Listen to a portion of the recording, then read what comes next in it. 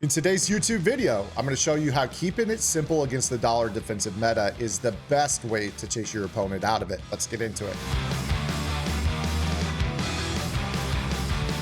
What is up, guys? Zan from the Zan Madden YouTube channel. Happy Friday. In today's video, we're going to be breaking down how I attack the dollar spinner defensive meta in my primary offense, which is the single back bunch X nasty, but we're going to pair this up with the bunch tight end. I think a lot of players typically get overwhelmed when they see dollar. A lot of players know that this is the best or the meta defense of Madden 23. The slot corners wreak a lot of havoc. People do a lot of crazy stuff with their coverage, but I'm going to show you guys how to keep it real simple. Now, it's well founded that the X nasty is the best run scheme in the game for beating dollar. I mean, if you need evidence, look at the wide zone weak yardage right there. 1,700 calls, 8 yards a carry. It's beautiful. Let's go ahead and get into exactly what I'm looking at when it comes to attacking this. And the cool thing is you don't really need anything other than hot routes to make this work. So no plays here, just concepts. So first things first, most players are going to do one of two things.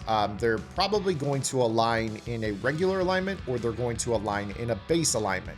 Depending on what your opponent does, this will leave one player or another completely unguarded. So when somebody is not base aligned in dollar and they're in man, you'll see that the running back is a wide open throw. So first things first, get the ball to the running back out of the backfield.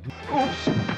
Make them respect him. This is a guy that they have to be able to guard with their user. That is the user responsibility, or else they have to man it up with a linebacker and then user the other linebacker. So that is the first thing to remember, is that they're probably going to take this linebacker right here, Woodson, man him up, and then they're going to hang out on this linebacker right here, because the other player that is going to be left wide open is the tight end straight to the flat. So if they are not base aligned at all, we have two real quick throws that we can go ahead and make, that they have to basically be on the running back. If they're not going to man it up, they have to be on the running back. Otherwise, the tight end is going to be wide open in the flat because of the safety across the field that is going to be guarding him. So we've got those two quick throws right off rip.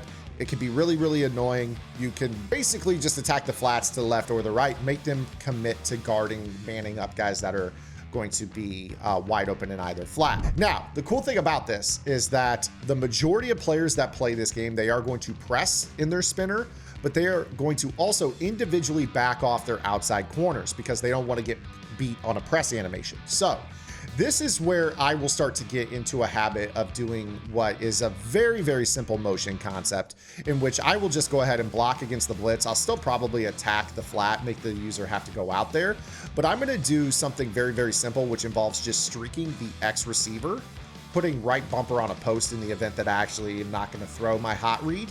But I'm going to motion B across the formation. And you may have seen that in the little clips at the intro. All we're going to do is we're going to pepper these throws out to the flat right away, because this is going to allow us just to be real annoying for 7 to 10 yards. If you get an optimal catch animation, you're actually going to be in a spot where you could probably even pick up more after the catch. So just kind of keep that in the back of your mind. This is something that I will do frequently to be very, very, very annoying. So you'll see here, I'll just constantly, boom, out in the flat. And then you see, like, if you get a tackle battle, if you can put a juke on somebody, this is something that you can constantly do to be really, really annoying. I'll do this one more time. All I do with this on the free form is I typically will go ahead and just freeform this straight to the sideline, maybe a slide up component. So if I'm throwing this left, maybe like where the hour hand is on a clock when it's like 9:15, you know, just basically mostly a left pass lead, but maybe slightly left and up. Is the best way to explain this. And I snap the ball right when he gets by the left tackle. And what this is going to do is it's just going to allow me to get the ball in his hands. You see right there, bare minimum 10 yards, unless they play a hard flat. Now, the thing that most players are going to do once they get tired of giving this up is they are going to end up playing a shade down. So the shade down is something that a lot of players will do, basically to jump those quick throws to the flat. A lot of people like throwing those wheel routes and things like that hot off the line. And this shade down is a great way to combat that. However, when you see the player following across, if you snap the ball and he jumps straight down, I mean, first off, you can still throw that ball against shaded down man and you can get it out to him regardless. So like, it's definitely there. You see, I picked up more yardage than even that. But the thing about shade down is that if your opponent is doing that, it is actually going to be really, really bad for them, because the player that is being guarded by the safety will be wide open. He'll just fly right by them. So what I want you to watch is Edelman in particular here. So you're going to see that he's going to run right by his guy. It's so rough. Oof.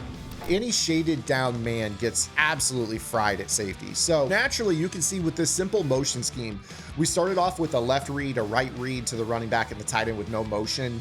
If they can adjust to that with their linebackers and their user, great. We have this motion concept that has to be shaded down, is still open when they shade down, and also is a lob touchdown if they shade down. So we've got that basically in a situation out of my primary offense with nothing more than a motion flat to the tight end, a wheel to the running back. We could just pepper dollar in the flats all day long with the spinner, no matter what they're doing. So we're good there. The thing that they're going to end up doing off of this is base aligning. So when they base align, keeping in mind here that this is going to be a real problem for them.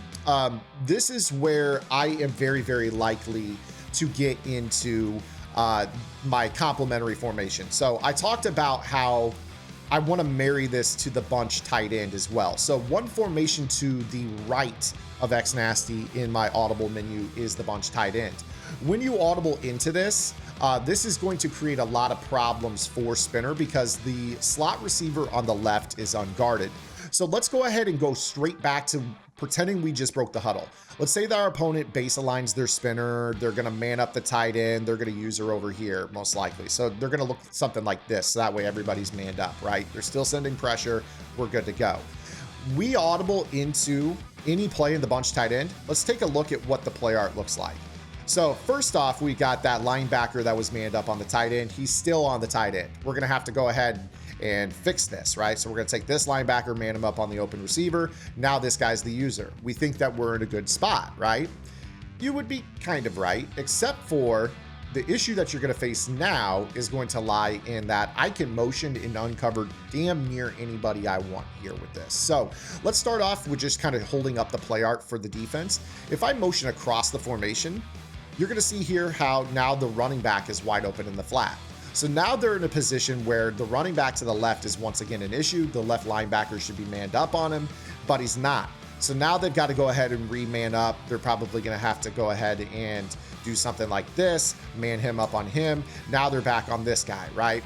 That's fine, except for the fact is that if we were to pick up on that tendency, I want to show you once again, let's say we go back to the situation where maybe our opponent is savvy, they've manned up B and they're using this guy, again, holding the play art. What happens if I motion that same player outside? You're going to see here that when I motion the same player outside, now there's a new inside receiver that's left uncovered. That's going to end up putting us in a spot where now we have a potential lob to the wide receiver. So in a situation where we were to just kind of motion the guy out and throw a lob up to Y, you see, like, obviously that guy's wide open. You would not hold on to the ball nearly as long as I just did there, but I wanted to kind of show you what I'm talking about. So, you know, you're facing Spinner, they're base aligned, they're pressed, they back up everybody. They go to the trouble of manning up the tight end. Okay, we're good to go. And we audible into this. They say, oh no, that's all screwed up. Let me go ahead and man him up, put him as my user. Okay, we're good again, right?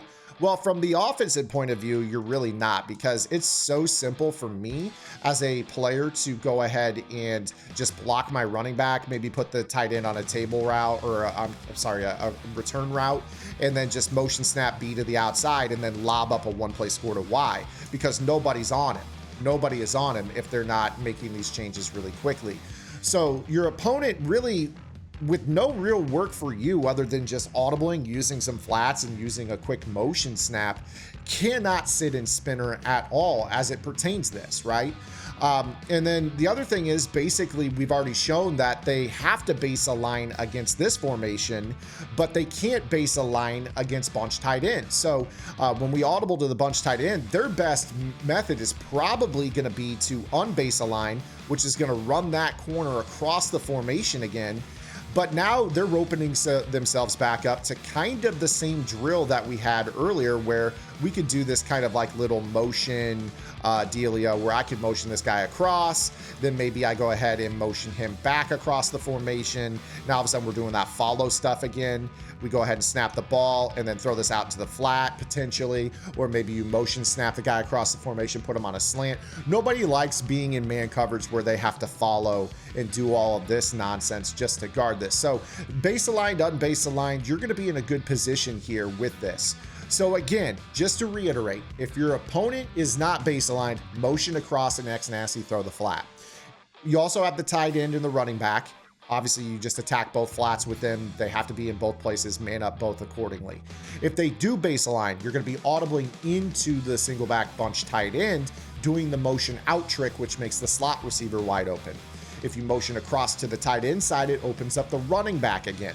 So constantly using these motions and these shifts is going to make these dollar players that like to do all these crazy hybrid, you know, base aligned spinner, man up the safeties on random players, man up the linebackers on the uncovered guys, and, you know, try to confuse you. These motions make them have to reset everything every single play, and you're really not doing too much work as it pertains to things that you need to do.